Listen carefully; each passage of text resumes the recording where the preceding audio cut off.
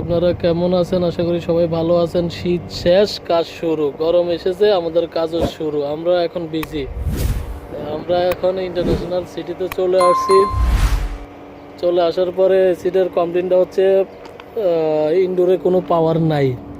তো এখন আমরা উপরে আসছি। উপরে আইসা আউটডোর খোঁজ করাটা হচ্ছে যে সবচেয়ে বড় বেশি টাফ ব্যাপার। কারণ অনেক টেকনিশিয়ান নেই যে কাজ করবে বলে, এই জন্য যে আইসোলেটরের উপরে থাকার নাম্বারগুলা, এই যে আইসোলেটরের উপরে থাকার নাম্বারগুলা ফেলে দেয়। কিন্তু তারা নিজেও বোঝে না যে যারা জানে অবশ্যই তারা বের করতে পারবে, কারণ তারা নিজেরা অনেক চালাক মনে করে, সেই জন্য। কিন্তু আসলে তার কোনো ব্যাপার না, এটা ফেলে দিয়েছে। এখন আমরা নতুন এই বিল্ডিংয়ে আসছি খুঁজে বের করার জন্য। টাইম বেশি নেই। যদি আমাদের এটার মধ্যে না থাকে তো আমরা প্রথমে ফ্ল্যাটটারে দেখবো যে কত নম্বর ফ্ল্যাট। আমাদের ফ্ল্যাটটা হচ্ছে 210। তারপরে 210 হলে আমরা কি করব, যে সিরিয়ালে 110, 210, 310 এই তিনটা নাম্বার থাকে, তাইলে বুঝবেন যে এই জায়গার মধ্যে আছে আউটডোরটা। তো আমরা এই জায়গার মধ্যে 310 পাইছি। এই যে দেখেন 310 পাইছি। তারপরে আরেকটা পাইছি এই যে এইটা 110। তার মানে হইতেছে যে এই জায়গায় আছে। তখন আমরা খোঁজ করে ইলেকট্রিক লাইনটা চেক করে আমরা এটা খুঁজে পাইছি। এই যে আমরা এটা খুঁজে পাইছি 210। যদি তিনটা নাম্বার তো থাকার কথাই, অবশ্যই একটা না একটা থাকবেই অবশ্যই। যে সিরিয়ালে দেখা যাবে যে 110, 210, 310, তিনতলা বিল্ডিং হলে 310, 4তলা হলে 400, 5তলা হলে 500, এমনভাবে যায় সিরিয়াল 1, 2, 3, 4। এই জন্য আমরা এখন 110 পাইছি, 310 পাইছি। এখন দেখলাম যে এটার মধ্যে নাম্বার নাই। আমরা ওইটাই বুঝতে পারছি যে এইটাই। তারপরে ইলেকট্রিকটা চেক করে দেখলাম আসলে এইটাই। সবচেয়ে সুন্দর বিষয় এই যে দেখেন তারা কেমন বুদ্ধিমান, তারা নাম্বার প্লেটগুলো ফেলে দিছে। কারণ এই জায়গার মধ্যে বিদেশের মাটিতে ছাদের উপরে সবগুলোর মধ্যে নাম্বার থাকে, কিন্তু তারা যারা টেকনিশিয়ান আছে তারা ফেলে দেয়। যারা 1-2বার কাজ করছে তারা ফেলে দেয়, মনে করে যে তারা খুঁজে পাবে না অন্য কোনো টেকনিশিয়ান। আসলে তারা খুবই বোকা। যারা ঠিকই অবশ্যই জানে সিস্টেমগুলো কীভাবে বাইর করতে হয়, তাদের কাছে নাম্বার কোনো বিষয় না।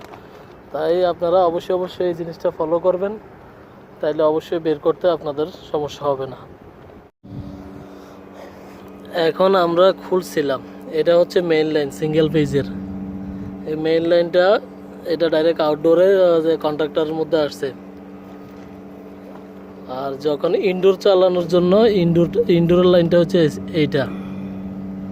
ইনডোরটা এই কারণে চলে না যে মেইন পাওয়ারটা গেছে, মেইন পাওয়ার থেকে এই জায়গায় কানেকশন করা হয়েছে। তারা রিটার্ন লাইনটা দিছে হাই প্রেশার লো প্রেশার সুইচের থেকে। এই যে high pressure low pressure switch থেকে এই যে দেখেন এই হাই প্রেশার সুইচটা বাস্ট হয়ে গেছে, শর্ট হয়ে গেছে, কি কারণে কইতে পারি না, যার কারণে ইনডোরে লাইন যাইতেছে না। আমরা এখন কি করব, এটারে কেটে দিয়েছি, প্রয়োজন নাই লাগানোর। আমরা 2টা তার শুধু অ্যাডজাস্ট করে দেবো, দেওয়ার পরে দেখা যাক কি হয়। এত বেশি কিছু সমস্যা না, শুধু হাই প্রেশারের সমস্যা। হাই প্রেশার সুইচ আর লো প্রেশার সুইচ, এই হাই প্রেশার সুইচ আর লো প্রেশার সুইচ যদি লাগাইতে যাই তাইলে মনে করেন যে পাইপের গ্যাস ট্যাস যা আছে অনেক ঝামেলা। তাই আমরা সবগুলো ডিসকানেক্ট করে দিয়ে সোজাভাবে ডাইরেক্ট করে দেবো আর কি। এটা তো ঘুরে আইছে, লো হয়ে আইছে, আমরা এটাকে কাট করে অ্যাডজাস্ট করে দেবো। এইদিকে